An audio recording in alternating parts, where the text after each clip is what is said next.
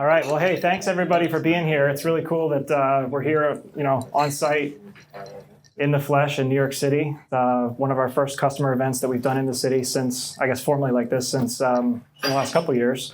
We're very excited at the lineup that we have today. Sumit's joining us today. We'll pull him up in a little bit. Just a couple ground rules. So what I'm going to do, we are clearly recording this event, just so everybody knows. We are going to pause the recording once we sort of bring Sumit up for a couple minutes, and we'll explain why when we do that. But then we'll restart the recording, and then we're actually going to release this as an episode. We have a project that's a couple years in the running. We're calling it the CTO Podcast at CDI, and we've invited, starting with partners, executives from various different partner organizations to come and basically sit down and have me interview them about all kinds of topics, whether it be customer trends, the technology that they make and that they deploy for customers, and our relationship with CDI and the partner organization. So we've recorded a couple of episodes. This will actually be the third or the fourth one that will be released over an extended period of time. But we're excited to do that, and we're very gracious to have Sumit with us today. And we'll do a formal intro when the time is right. So what I'm going to do to sort of kick things off and to frame the conversation is I'm going to sort of recast some of VMware's messaging from the Explore event, right? That transpired just at the end of August. The EMEA version of Explore is happening, I think it's the first or second week of November in Barcelona. But I have a lot of the content that Sumit presented and that Raghu and others presented during the keynote that we're going to run through today. I told Sumit, I was joking, hopefully we do it justice as we sort of frame the conversation. So we'll see how we do when you come up. But we're going to run through that maybe about 10 minutes just to frame the conversation. We'll bring Sumit up. And as we're going through this and sort of presenting VMware's vision, think about questions that you might want to ask of Sumit. We have his time, so you don't get many opportunities to be able to ask questions to the president of VMware. So please keep those and hold those until he comes up, and then we'll address them sort of in real time. So with that, I'm gonna throw up the disclaimer slide. So there are things in this presentation, of course, that are about product that isn't actually in product yet. So some of these products are going to be released later this month, hopefully, towards the end of October. And I guess this is VMware's disclaimer that it may never end up in product, right? So and if it doesn't, don't blame me. You can yell at Sumit. You don't have to yell at me. Just remember, I don't work for VMware. Sumit works for VMware and some of the people in this room. So any anger you can redirect right there if that happens. So. With that, I think we lost focus on there we go. Okay, so the theme of VMware Explore was welcome to the center of the multi-cloud universe. I think it's going to become obvious as I sort of step through this messaging why that's the theme. Multi-cloud seems to be where VMware is sort of betting the franchise on this multi-cloud vision and sort of delivering on this new abstraction layer amongst multiple cloud providers and including their own cloud technology as well. And so to sort of frame the conversation, Raghu, when he came out onto the main stage in the first keynote on day one, he talked about how it's apparent that there's this race that's going on between all types of organizations, whether you are sort of a brand challenger, right? You're a new brand that's looking to disrupt an existing sort of business model or an existing company, or whether you're an incumbent business that's trying to sort of protect your market share and maintain sort of your customers and your business and grow it over time. And, both of those organizations are sort of on the same trajectory, right? We're all trying to release products faster and deliver sort of differentiating experiences and products and technologies to our customers to provide better products and services to them so that they can service their customers, right?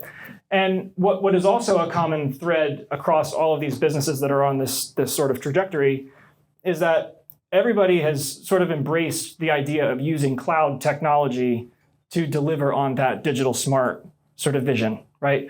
So cloud, we heard it all the time, even going back 5-6 years, customers would tell us all the time, we have a cloud first strategy, right? Any net new applications were going to be delivered or developed in the cloud, and whether it was AWS or Azure or maybe some pockets of Google or whatever the hyperscaler is, the strategy was, I'm going to build my new stuff in the cloud, and sort of the stuff that got me to where I am today sort of will remain steady state in my on-premise world. And what happened was a lot of customers, they built these experiences, they launched these applications, they experienced some success. And along the way, they started thinking, well, can I get these advantages with my back office applications? Can I begin replatforming applications and get all the benefits of cloud, but for my back office applications? And I think, what we learned is that the cloud-first organization quickly became the multi-cloud organization, right? We learned that it wasn't just one cloud provider that they were partnering with. Along the way, they started adopting SaaS services and they started consuming services from other hyperscalers. And before you know it, they had services across all the cloud providers, right? There's a large number of organizations. I think it's in the 80-some% of customers out there who are already in multi-cloud. They're already consuming services and paying for services in multiple clouds. And the challenge that represents is you've sort of started creating these stovepipes or silos of infrastructure, management capability, security practices, tooling, operational capabilities. And over time, it became really, really difficult to do this at scale, right? We've seen organizations develop applications differently depending on what cloud that they actually land on, right? Different processes, different tooling, different teams that deliver these applications. And this complexity scales and sort of extends all the way up into the networking layers, into the security layers, and really everything. And what's apparent is doing this at scale becomes really, really difficult and really, really expensive, right? So what we need to do, and sort of what VMware describes this as, is sort of this state of cloud chaos, right? And this is where most customers are today. When I talk to customers, they say, man, this is really hard. Like at the beginning, it was easy. We put 2 or 3 or 4 applications into the cloud. But now this is crazy. Like I can't get to, 100 or 200 or 1,000 apps. The rest of the apps in the stable, like it's just not a sustainable model. So I need to start doing something differently, right? And so again, most of the clients that we talk to today are in this sort of state of cloud chaos. Now, what VMware then defines is, okay, well, if we're in cloud chaos today, for us to be successful on the path to this digitally smart organization, well, if we're going to use cloud, we need to use cloud in a smart way. We need to become cloud smart, right? So what does that mean? So how do we sort of streamline and accelerate our application development, and how do we have consistent infrastructure and operations across different cloud providers? And how do we make this a frictionless experience for people to consume infrastructure services and deploy these apps into these different clouds, right? Because we want to enable choice. We want customers to pick best of breed. We want them to be able to use the best technology for the best app, but we also need to make it sustainable at scale, right? So that we can lower our risk and help our customers be successful. And so if we go back to this sort of picture of complexity, where we have these stovepipes of complexity across the different cloud providers, VMware saw this as an opportunity, right? To be able to introduce, like if you think of VMware, even going back 25 years, they've always been about abstraction layers, right? Even going all the way back to the hypervisor, right? The hypervisor was an abstraction layer to make delivering infrastructure easier and more resilient and all those types of things. Well, we see this as an opportunity to introduce a new type of abstraction layer, but instead of virtualizing the network or virtualizing the storage array or the processor or the server or the compute stack, we can introduce these layers of abstraction that help us operate this multi-cloud experience much more efficiently and effectively at scale. And so my clicker keeps dying on me. So we first talk about sort of the application experience. And instead of developing differently for different clouds, we want to have a consistent experience for our development teams to build and test and ship these apps to multiple clouds, right, in a consistent way, right? Abstract away the differences and the complexities of deploying to AWS versus Azure versus a VMware infrastructure and make it consistent and clean across all environments. Second to that, we have an abstraction of the management layer. So from cost and automation and an operations perspective, from logging, should be consistent across all of these different environments. Same thing with the infrastructure itself, right? How do we have consistent infrastructure across AWS, Google, Oracle, VMware, IBM, right? You name it, all the different cloud providers that are out there. Same with security, define policy once and allow it to go across all different cloud infrastructures. And lastly, enable our digital hybrid workforce to be able to, do their jobs with infrastructure no matter where it is, essentially. And so this is sort of the foundation of VMware strategy, which they call cross-cloud services, which is a portfolio of services to help customers basically build and deploy any app on any cloud, right, with this consistent, streamlined experience across the entire ecosystem.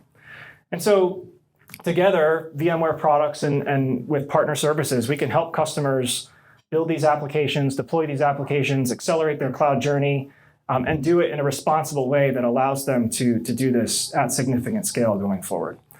So from a announcement perspective at Explore, this is sort of a graphic of all the different announcements as they align to the different pillars of the cross-cloud architecture. And while we're not necessarily going to talk about any of these in great detail, specifically as a product announcement, obviously vSphere 8 was a big one.